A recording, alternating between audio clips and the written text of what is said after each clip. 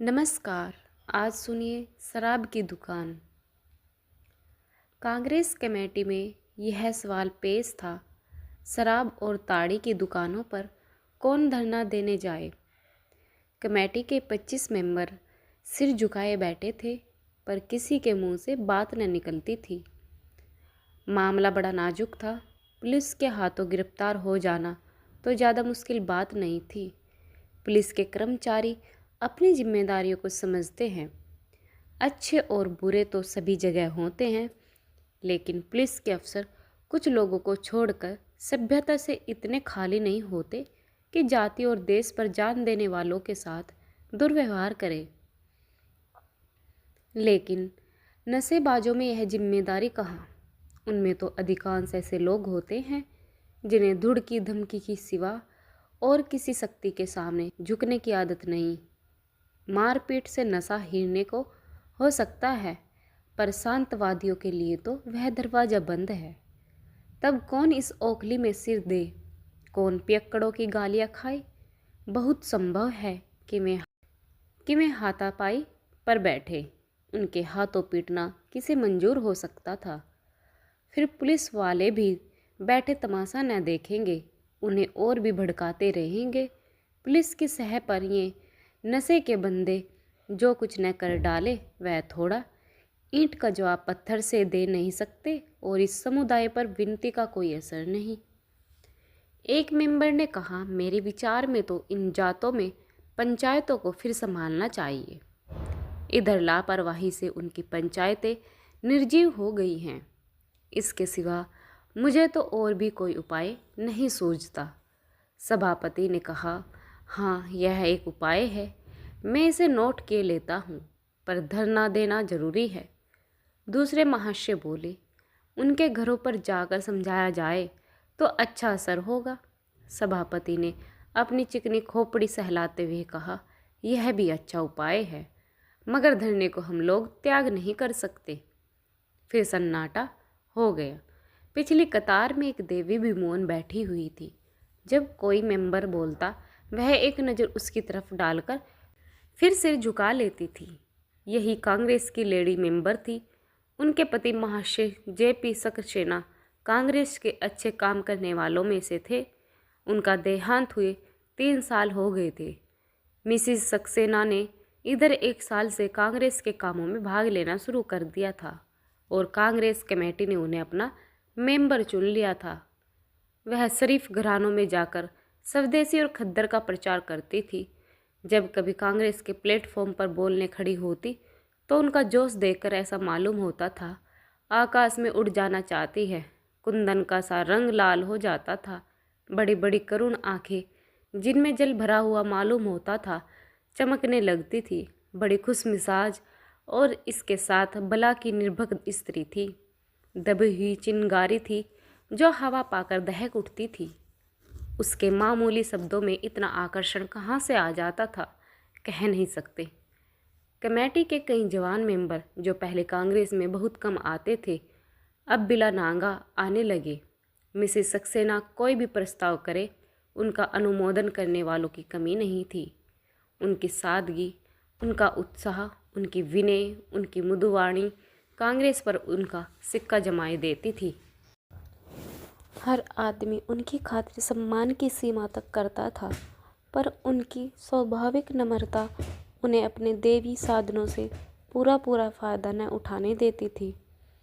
जब कमरे में आती लोग खड़े हो जाते थे, पर वह पिछले सेफ से आगे न बढ़ती थी। मिसिस सक्सेना ने प्रधान से पूछा, शराब की दुकानों पर औरतें धरना दे सकती हैं? सबकी आंखें उनकी ओर उठ गई। इस प्रश्न का आशय सब समझ गए। प्रधान ने कतार स्वर में कहा, महात्मा जी ने तो औरतों को ही करने पर जोर दिया था। पर मिसिस सक्सेना ने उन्हें अपना वाक्य पूरा न करने दिया। बोली, तो फिर मुझे इस काम पर भेज दीजिए। लोगों ने कतूहल आंखों से मिसिस सक्सेना की ओर देखा। यह सुकुमारी, जिसके कोमल अंगों में शायद हवा भी चुभती हो, गंदी गलियों में ताड़ी और शराब की दुर्गंध भरी दुकानों के सामने जाने और नशे से पागल आदमियों की कुलसित आंखों और बाहों का सामना करने को कैसे तैयार हो गई। एक महाशय ने अपने समीप के आदमी के कान में कहा, भला की निडर औरत है। उन महाशयों ने जले हुए शब्दों में उत्तर दिया, हम लोगों को कांटों में घसीटना चाहती है और कुछ नहीं। वह बेचारी क्या पैकेटिंग करेगी, दुकान के सामने खड़ा तक तो हुआ न जाएगा। प्रधान ने सिर झुकाकर कहा, मैं आपके साहस और उत्सर्ग की प्रशंसा करता हूँ, लेकिन मेरे विचार में अभी शहर की दशा ऐसी नहीं है कि देवियाँ पैकेटिंग कर सके। आपको खबर नहीं नशेबाज कितने मुंहफट होते हैं, विनय तो वह जानते ही नहीं। मिसिस सक्सेना ने व्यंग भाव से कहा, तो क्या आपका विचार है कि कोई ऐसा जमाना भी आएगा जब शराबी लोग विनय और सील के पुतले बन जाएंगे? यह दशा तो हमेशा ही रहेगी। महात्मा जी ने कुछ समझकर ही तो औरतों को यह काम सौंपा है। मैं नहीं कह सकती कि मुझे कहाँ तक सफलता होगी, पर इस कर्तव्य को टालने से काम नहीं चलेगा। प्रधान ने पेशापोश में पढ़कर कहा, मैं तो आपको इस काम के लिए घसीटना उचित नहीं समझता, आगे आपको अख्तियार। मिसिस सक्सेना ने जैसे विनय का आलिंगन करते हुए कहा, मैं आपके पास फरियाद लेकर नहीं आऊँगी कि मुझे फला आदमी ने मारा या गाली दी है। इतना जानती हूँ कि अगर मैं सफल हो गई तो ऐसी स्त्रियों की कमी न रहेगी जो इस काम को 16 आने पर अपने हाथ में न ले लें। इस पर एक नौजवान मेंबर ने कहा, मैं सभापति जी से निवेदन करूंगा कि मिसेज सक्सेना को यह काम देकर आप हिंसा का सामना कर रहे हैं। इससे यह कहीं अच्छा है कि आप मुझे यह काम सौंपें। इस नौजवान मेंबर का नाम जयराम था। एक बार एक कड़ा व्याख्यान देने के लिए जेल हो आए थे, पर उस वक्त उनके सिर पर गृहस्थी का भार नहीं था, कानून पढ़ते थे। अब उनका विवाह हो गया, 2-3 बच्चे भी हो गए, दशा बदल गई थी। दिल में वही जोश, वही तड़प, वही दर्द था, पर अपनी हालत से मजबूर थे। मिसिस सक्सेना की ओर नम्र आग्रह से देखकर बोले, आप मेरी खातिर इस गंदे काम में हाथ न डालें, मुझे 1 सप्ताह का अवसर दीजिए। अगर इस बीच कहीं दंगा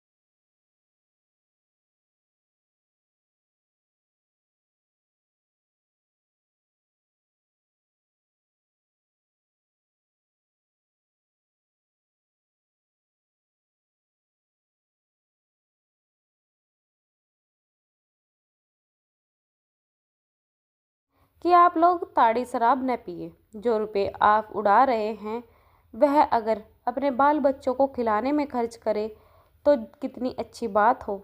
जरा देर के नशे के लिए आप अपने बाल बच्चों को भूखा मारते हैं, गंदे घरों में रहते हैं, महाजन की गालियाँ खाते हैं। सोचिए इस रुपए से आप अपने प्यारे बच्चों को कितने आराम से रख सकते हैं। एक बूढ़े शराबी ने अपने साथी से कहा, भैया है तो बुरी चीज़, घर तबाह करके छोड़ती है।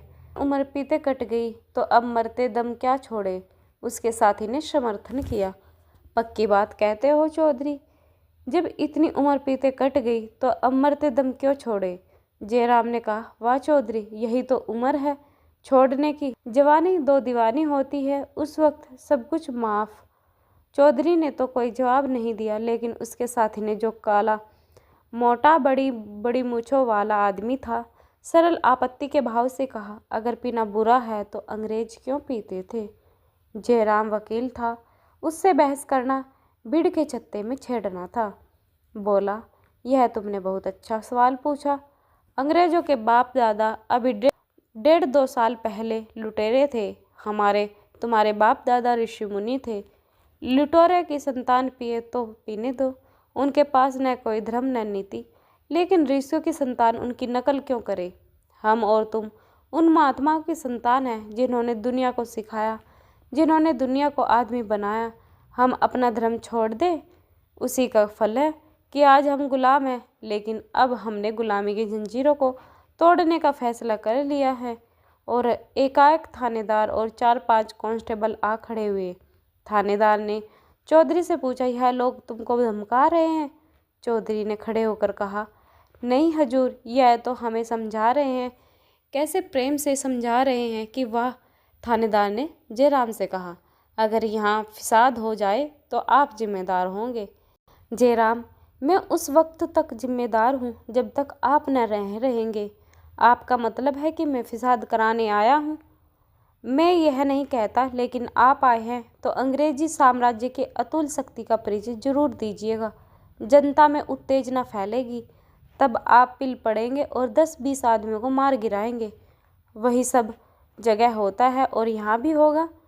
सब इंस्पेक्टर ने ओठ चबाकर कहा, मैं आपसे कहता हूँ यहाँ से चले जाइए, वरना मुझे जब्त की कार्रवाई करनी पड़ेगी। जयराम ने अविचल भाव से कहा, और मैं आपसे कहता हूँ कि आप मुझे अपना काम करने दीजिए। मेरे बहुत से भाई यहाँ जमा हैं, मुझे उनसे बातचीत करने का उतना ही हक है जितना आपको है। तक सैकड़ों दर्शक जमा हो गए थे। दरोगा ने अफसरों से पूछे बगैर और कोई कार्रवाई करने उचित नहीं समझा। अकड़ते हुए दुकान पर गए और कुर्सी पर पांव रखकर बोले, ये लोग तो मानने वाले नहीं हैं। दुकानदार ने गिड़गिड़ाकर कहा, हजूर, मेरी तो बगिया बैठ जाएगी।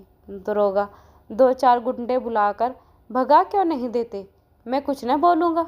हाँ, जरा एक बोतल अच्छी सी भेज देना। कल न जाने क्या भेज दिया था, कुछ मज़ा ही नहीं आया। थानेदार चला गया तो चौधरी ने अपने साथी से कहा, देखा कल्लू, थानेदार कितना बिगड़ रहा था। सरकार चाहती है कि हम लोग खूब शराब पिए और कोई हमें समझाने न पाए। शराब का पैसा भी तो सरकार ही देती है, सरकार में ही जाता है। कल्लू ने दार्शनिक भाव से कहा, हर एक बहाने से पैसा खींचते हैं सब। चौधरी, फिर क्या सलाह है तो बुरी चीज़। कल्लू, बहुत बुरी चीज़ है भैया। महात्मा जी का हुक्म है तो छोड़ दो। अच्छा तो यह लो, आज से अगर पिए तो दोगला।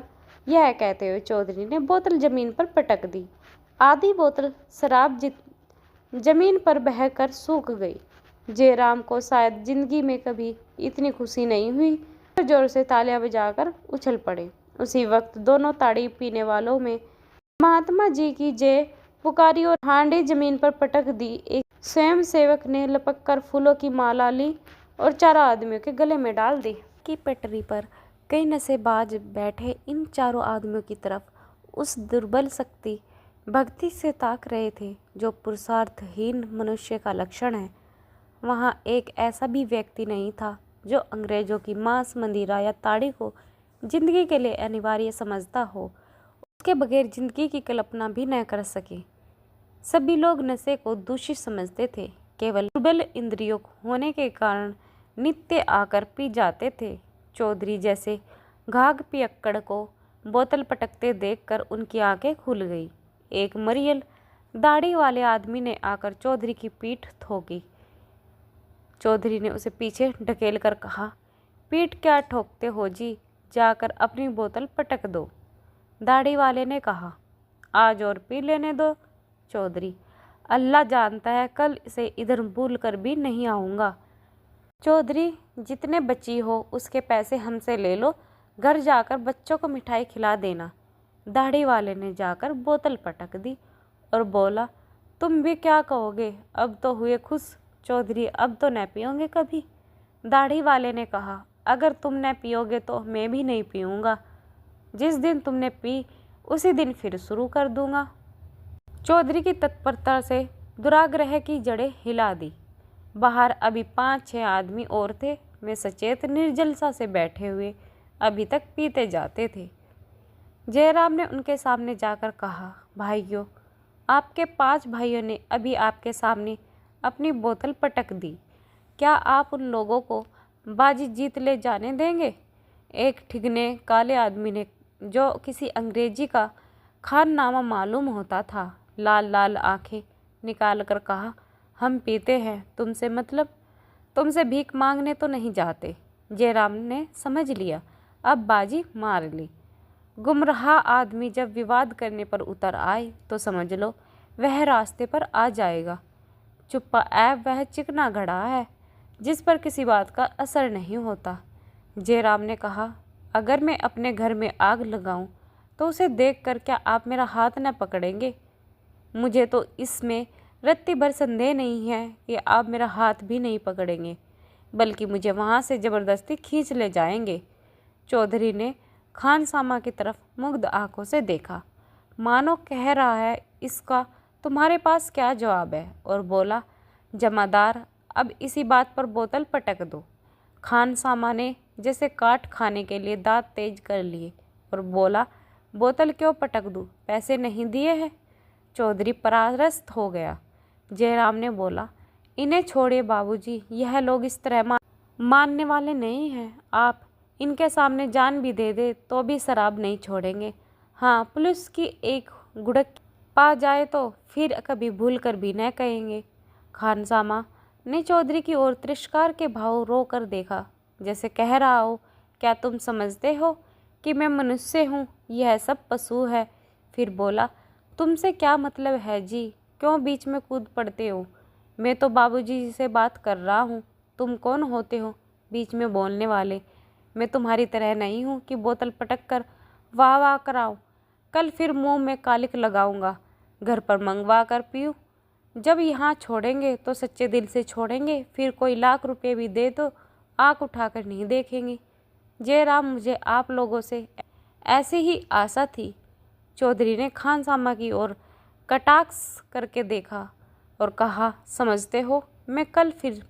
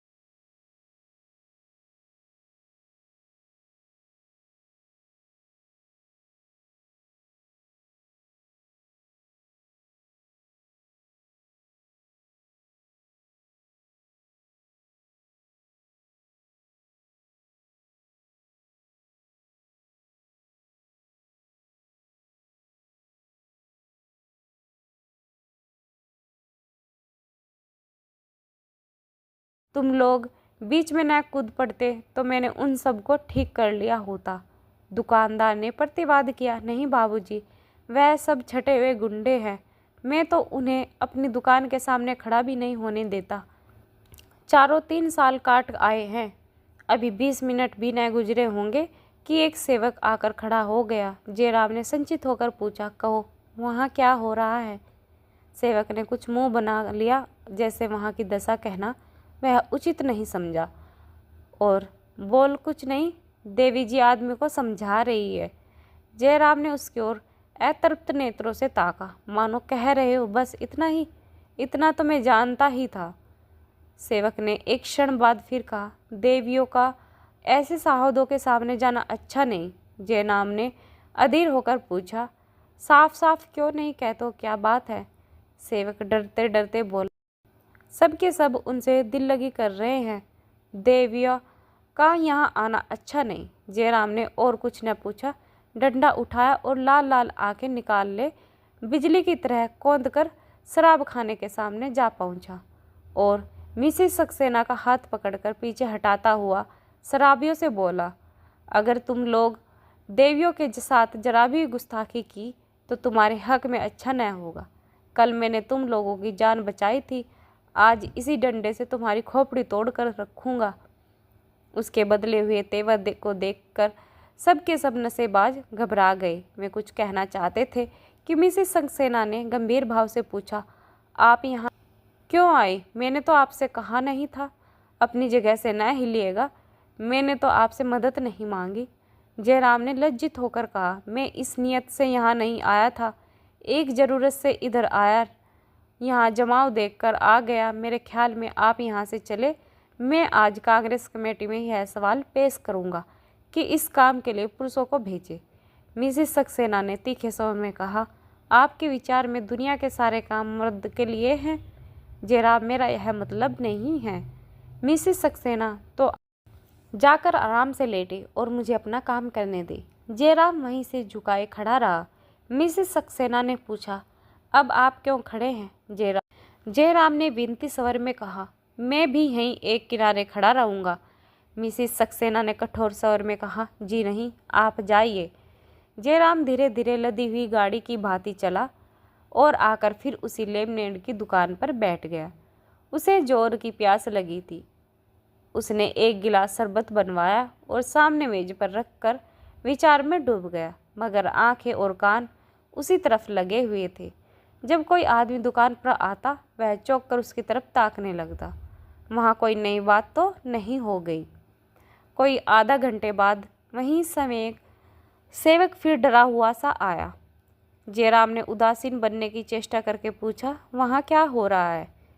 सेवक ने कानों पर हाथ रखकर कहा, मैं कुछ नहीं जानता बाबूजी, मुझसे कुछ न पूछिए। जयराम ने एक साथ ही नर्म और कठोर होकर पूछा, फिर कोई छेड़छाड़ हुई? सेवक, जी नहीं, कोई छेड़छाड़ नहीं, एक आदमी ने देवी जी को धक्का दे दिया, मैं गिर पड़ी। जयराम निस्पंद बैठा रहा, पर उसके अंतराल में भूकंप सा मचा हुआ था। बोला, उनके साथ के साथ सेवक क्या कर रहे हैं? उनके साथ के सेवक क्या कर रहे हैं? खड़े हैं देवी जी, उन्हें बोलने ही नहीं देती। तो क्या बड़े जोर से धक्का दिया? जी हाँ, गिर पड़ी, घुटनों में चोट आ गई। वे आदमी शराब पी रहे हैं। जब एक बोतल उड़ गई तो उनसे एक आदमी दूसरी बोतल लेने चला गया। देवी जी ने रास्ता रोक लिया, बस उसने धक्का दे दिया। वही जो काला काला मोटा सा आदमी है। कल वाले चारों आदमियों की शरारत है। जयराम उन्माद की दशा में वहाँ से उठा और दौड़ता हुआ शराब खाने के सामने आया। मिसेस सक्सेना सिर पकड़े जमीन पर बैठी हुई थी और वह काला मोटा आदमी दुकान के कटघरे के सामने खड़ा था। 50 आदमी जमा थे। जयराम ने उसे देखते ही लपक कर उसकी गर्दन पकड़ ली, इतने जोर से दबाई कि उसकी आंखें बाहर निकल आई। मालूम होता था उसके हाथ फौलाद के हो गए। सहसा मिसेस सक्सेना ने आकर उसका फौलादी हाथ पकड़ लिया और भवें सिकोड़ कर बोली, छोड़ दो इसकी गर्दन, क्या इसकी जान लोगे? जयराम ने और जोर से उसकी गर्दन दबाई और बोला, हाँ लूँगा, ऐसे दुष्ट की यही सजा है। मिसेस सक्सेना ने अधिकार गर्व से गर्दन उठाकर कहा, आपको यहाँ आने का कोई अधिकार नहीं है। एक दर्शक ने कहा, ऐसा दबाओ बाबूजी थोड़ा ठंडा हो जाए। इसने देवी जी को ऐसे ढकेला कि बेचारी गिर पड़ी। हमें तो बोलने का हुक्म नहीं है, नहीं तो हड्डी तोड़कर रख देते। जयराम ने शराबी की गर्दन छोड़ दी। वह किसी की बाज के चुंगल से छुटी हुई चिड़िया की तरह सहमा हुआ खड़ा हो गया। उसे एक धक्का देते हुए उसने मिसिस सक्सेना से कहा, आप यहाँ से चलती क्यों नहीं? आप जाए, मैं बैठता हूँ। अगर एक छटाक शराब बिक जाए तो मेरा कान पकड़ लीजिएगा। उसका दम फूलने लगा। आंखों के सामने अंधेरा छा रहा था। वह खड़ा न रह सका। जमीन पर बैठकर रुमाल से माथे का पसीना पोंछने लगा। मिसिस सक्सेना ने परिहास करके कहा, आप कांग्रेस नहीं हैं कि मैं आपका हुक्म मानूं। अगर आप यहाँ से न जाए तो सत्याग्रह करूँगी। फिर एकाएक कठोर होकर बोली, जब तक कांग्रेस ने इस काम का भार मुझ पर रखा है, आपको मेरे बीच में बोलने का कोई हक नहीं है। आप मेरा अपमान कर रहे हैं। कांग्रेस कमेटी के सामने आपको इसका जवाब देना होगा। जयराम तिलमिला उठा, बिना कोई जवाब दिए लौट पड़ा। वेग से घर की तरफ चला, पर जो जो आगे बढ़ता था उसकी गति मंद होती जाती थी, यहाँ तक कि बाजार के दूसरे सिरे पर आकर वह रुक गया। रस्सी यहाँ खत्म हो गई। उसके आगे जाना उसके लिए असाध्य हो गया। जिस झटके ने उसे यहाँ तक भेजा था उसकी शक्ति अब शेष हो गई थी। उन शब्दों में जो कटुता और चोट थी, अब उसे सहानुभूति और स्नेह की सुगंध आ रही थी। उसे फिर चिंता हुई, न जाने वहाँ क्या हो रहा है। उन बदमाशों ने और कोई दुष्टता न की हो, पुलिस न आ जाए। वह बाजार की तरफ मुड़ा, लेकिन एक कदम ही चलकर फिर रुक गया। ऐसे पेशापेश में वह कभी न पड़ा था। सहसा उसे वही सेवक दौड़ता हुआ आता दिखाई दिया। बदहवास होकर उसने मिलने के लिए खुद भी उसकी तरफ दौड़ा। बीच में दोनों मिल गए। जयराम ने हाँफते हुए पूछा, क्या हुआ? क्यों भागे जा रहे हो? सेवक ने दम लेकर कहा, बड़ा गजब हो गया बाबूजी। आपके आने के बाद वह काला शराबी बोतल लेकर दुकान से चला गया तो देवी जी दरवाजे पर बैठ गई। वह बार बार देवी जी को हटाकर निकलना चाहता था, पर वह फिर आकर बैठ जाती। धक्कम धक्के में उनके कुछ कपड़े फट गए और कुछ चोट भी है। अभी बात पूरी न हुई थी कि जयराम शराब खाने की तरफ दौड़ा। जयराम शराब खाने के सामने पहुंचा तो देखा मिसिस सक्सेना के चारों सेवक दुकान के सामने लेटे हुए हैं और मिसिस सक्सेना एक किनारे सिर झुकाए बैठी हैं। जयराम ने डरते डरते उनके चेहरे पर निगाह डाली। आंचल पर रक्त की बूंद दिखाई दी। उसे फिर कुछ सुध न रही। खून की वह चिंगारियाँ जैसे उसके रोम रोम में समा गई। उसका खून खोलने लगा, मानो उसके सिर खून सवार हो गया। वह उन चारों शराबियों पर टूट पड़ा, जोर के साथ लकड़ी चलाने लगा। एक एक बूंद की जगह वह एक एक घड़ा खून बहा देना चाहता था। खून उसे इतना प्यारा न था, खून में इतनी उत्तेजना है इसकी उसे खबर नहीं थी। वह पूरे जोर से लकड़ी चला रहा था। मिसिस सक्सेना कब आकर उसके सामने खड़ी हो गई उसे पता न चला। जब वह जमीन पर गिर पड़ी तब उसे जैसे होश हुआ। उसने लकड़ी फेंकी और वह निश्चल निस्पंद खड़ा हो गया, मानो उसका रक्त प्रवाह रुक गया। चारों सेवक ने दौड़कर मिसिस सक्सेना को पकड़ा, पंखा झेलना शुरू किया। दुकानदार ठंडा पानी लेकर दौड़ा। एक दर्शक डॉक्टर को बुलाने भागा, पर जयराम वही बेजान खड़ा था, जैसे स्वयं अपने तिरस्कार भाव का पुतला बन गया हो। अगर इस वक्त कोई उसकी आंखें लाल लोहे से फोड़ देता तब भी वह चूं न करता। फिर वही सड़क पर बैठकर उसने अपने लज्जित तिरस्कार पराजित मस्तक को भूमि पर पटक दिया और बेहोश हो गया। उसी वक्त उस काले मोटे शराबी ने बोतल जमीन पर पटक दी और उसके सिर पर ठंडा पानी डालने लगा। एक शराबी ने लेंसदार से कहा, तुम्हारा रोजगार अन्य लोगों की जान लेकर रहेगा। अब तो अभी दूसरा ही दिन है। लेंसदार ने कहा, कल से मेरा इस्तीफा है। अब स्वदेशी कपड़े का रोजगार करूँगा, जिसमें जस भी है और उपकार भी।